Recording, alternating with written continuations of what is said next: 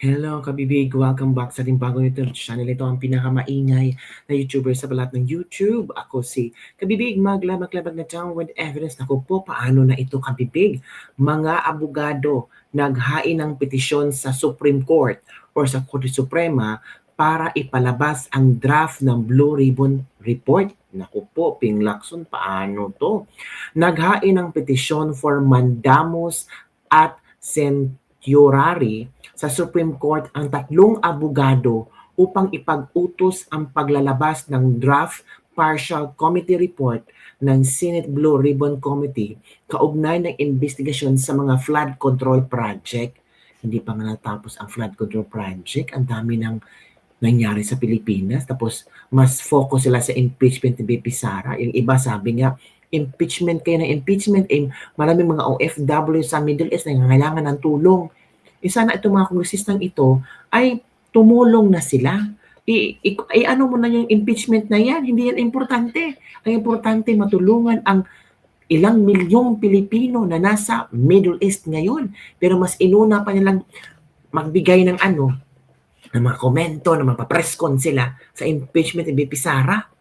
Pinangunahan ni Attorney Elregue Marvin Asiron kasama sina si Kini Labastilla at Purificacion Bartolome Bernabe ang paghahain ng petisyon matapos tanggihan ng Blue Ribbon Committee ang kailang kahilingan para sa opisyal na kopya ng draft report noong February 23, 2026. Iginiit ng committee ang deliberative process privilege bilang batayan ng pagtanggi.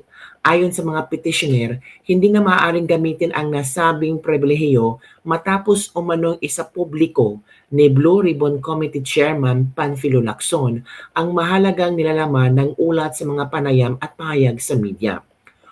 Din ang mga abogado sa pag-issue ng temporary restraining order or status quo anti-order upang mapanatili ang lahat ng bersyon ng draft report habang dinidinig ang kaso. Hiniling din nila na atasan ang komite na ilabas ang buo at walang reaksyong kopya ng draft report. O yan nakabibig.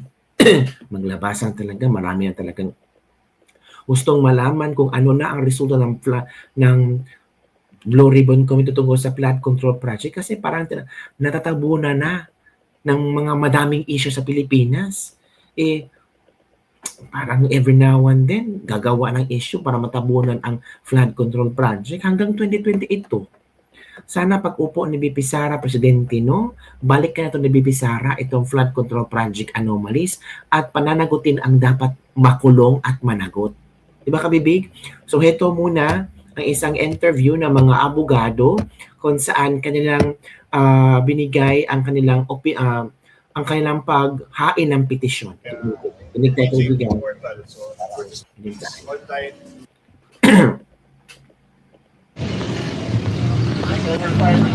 This is now currently being filed. We have paid the filing fees online. The Supreme Court has now mandated that we file everything by BJP portal. So, advertisement na rin to sa BJP portal. It's not as dramatic as we want, but it's very efficient. At least I don't have to bring all 18 copies here. We just install my PDF, and I will post a copy of this petition in my Facebook. Also distribute copies by email to people. Thank you for copying, but this is it. This is probably going to be the first case brought before the Supreme Court against the Senate regarding quote-unquote a draft report. The Senate has actually released an opinion through its legal counsel that they're saying that the draft reports cannot be made public because it creates a chilling effect. Unfortunately, when I read the opinion, I wasn't convinced because all the cases that they cited pertain only to executive offices. Sa PESA, kay Commissioner Neri Romero, these are all not applicable. And this is the first time what they call privileged communication, quote-unquote, of the Senate saying it's confidential, but I'm saying it's not confidential anymore. It's public matter. They used public funds to investigate the flood control scam. They used public power for that. And more importantly, Senator Ping Lacson has been talking about that report. Diba? Ang tagal-tagal nila pinag-uusapan niya, February 3 onwards, what is confidential? There's nothing confidential anymore. That should be released to the public. And what the real reason why I'm doing this is because kwento si Senator Ping Lacson, sinasabi niya kung paano binabago yung report. He's saying originally that he recommended London charges be filed against some senators. And then, ang galing sabi niya, wala, for investigation wala, for preliminary investigation. That's a big difference. The question is, how are these changes being made? What is the deliberation here? What are the reasons for they doing this? We're not disclosing that to the report. We have the right to know. We are the public. We are the 25th senator. We should be aware of that. They should not turn the Senate into a country club kung sila lang nakakaalam. And that is why we came here today to file this case. Actually, we filed this via e-portal. So, okay na. Pwedeng baba niyo na rin. Okay na. Parang kumaga, legal value. Kung maisa sa publiko, draft report lang po siya. Una-una, hindi siya draft report. Kasi pag sinasabing draft report, parang kakaprint lang, walang pirma. Ito may 3 pirma. Senator Ping Lacson himself said, at least 3 senators signed it. Senator Rizal Tiveros, Senator Kiko Pangilinan, Senator Pam Aquino. Yung mga senador na pinagkakatiwalaan natin, sila yung pumirma eh.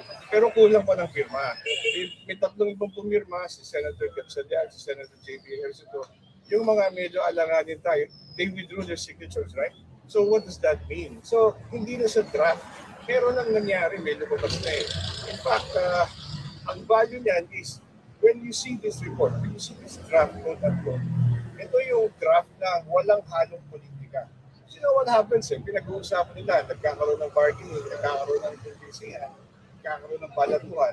That's why nababago yung report. This is the clean report before politics came in the picture. This is what should be released. Yung totoo, bago sila ng politika. Doesn't matter naman kung may bagong report. If they release the new report, show us what happened from the original report. And so we will know, the public will know what happened in the Senate. They shouldn't keep it from us. They should keep all the deliberations on record. That's the point. There's legal value here. So kayo po sir, ano yung sa draft report? They should release the draft report. So ang prayer was So yun po kabibig, ang gusto nila i-release yung draft report na sana ay dinggin sila ng Korte Suprema at at the same time kay Ping Lacson ay mag-release ng draft report na walang mga walang mga tawag dito, mga correction. That Supreme Court orders the Senate to release this original report. Or kung hindi kaya, at least preserve it. Preserve the original report for disclosure to the public later on so we can compare it how it was changed by the Senate eventually. That's important to us. Pero sir, yung dun sa draft report po na mismo, yung mga recommendation, mas gusto nyo yun kesa yung supposedly mag-PI na lang, gano'n. Ang mahalaga kasi sa akin, siyempre, mas maganda sabihin na i-plunder na agad. Pero ang mahalaga sa akin, makita ko paano binabago yun. Paano binago, sino nagbago, paano nagbaguan. Kasi kung natin malalaman, kakampi ba na talaga natin itong mga senador na ito, hindi. That's more important to us because wow, we should know we're not just bystanders here. We should be active members of this discussion. Paano nyo mag-verify natin? Well, we have the word of Senator Ping Lacson, and we already know that 3 senators signed it. Yan na, Ping Lacson, managot ka na doon.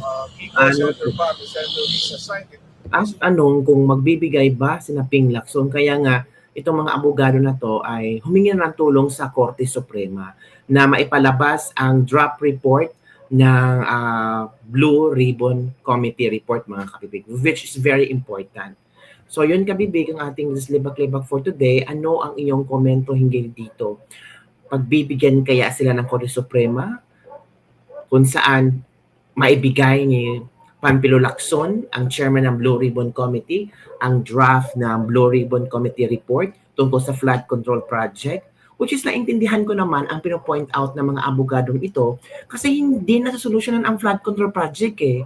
'Di ba? Puro lang tayo hearing, investigation, pero walang nakikita ang mga tao ng resulta. Kaya itong mga abogado na to ay talagang nangusog na sila ba ni adto sila sa Korte Suprema, humingi sila ng tulong sa Korte Suprema na sana ay ma-isyuhan ng ng naghain ng petisyon for mandamus at certiorari para maibigay ang draft ng Blue Ribbon Committee report, yung walang correction, yung talagang totoong draft.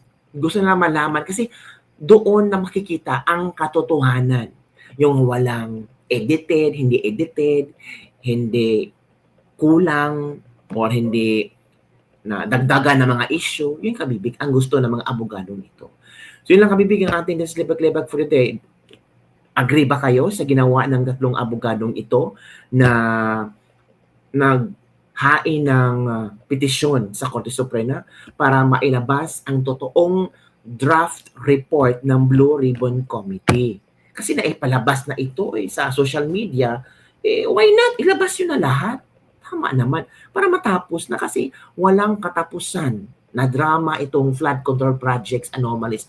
Matatabunan na ng mga bagong issue hanggang makalimutan na ng tao. Pera pa naman ng tao yan. Diba? Yun lang kabibig. Don't forget to like, subscribe, and share this video. Bye everyone. See you next time.